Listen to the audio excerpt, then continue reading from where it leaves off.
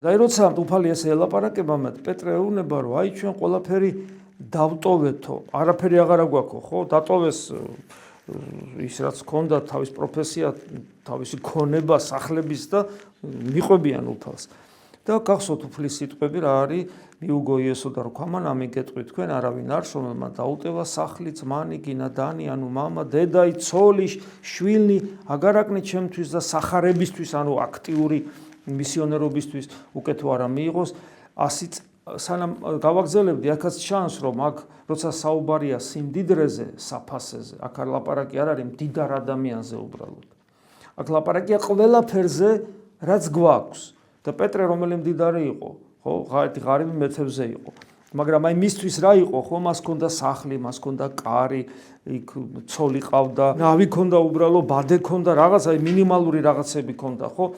ანუ ყველაფერს ტოვებს პეტრე, ყველაფერს ტოვებს. ანუ აქ ლაპარაკია კიდევ ერთხელ ვიმეორებ, არა დიდ სიმდიდრეზე, არამედ ყველაფერზე რაც გვაქვს, ჯანმრთელობის ჩათვლით.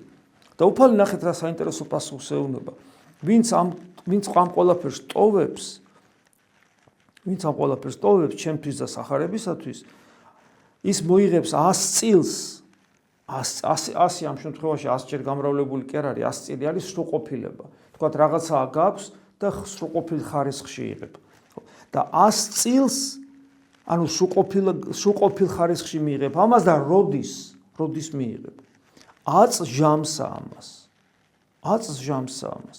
სახლი, მამა, დედა, შვილი, გესმის ყველა, ანუ ოჯახის წევრები.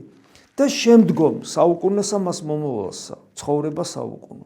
ანუ მარადიულ სიცოცხლესაც იღებ და აქაც მიიღებ 100 წილს და აქ ხო კითხვა ჩდება, კი, მაგრამ რას ნიშნავს აქ მივიღებ?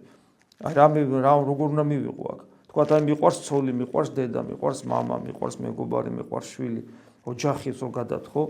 და მე უნდა დავტოვო უფალო შენს გამო და აქვე მაძლევა იგივეს 100 წელს რას ნიშნავს? ამაზე ხშირად გვითქვავს. ადამიანის სიყვარული ხდება სრულყოფილი. იმიტომ რომ ხო ვიცით რომ ვინც ოჯახზე არ ზრუნავს, ის ურწმუნოზე უარესია. ანუ ამ სიტყვებით უფალი ოჯახის მოძულებაზე კი არ საუბრობს. არამედ კიდევ ვიმეორებ, აქცენტი სწორად იქნას უნდა დასმული. ღმერთი უპირველეს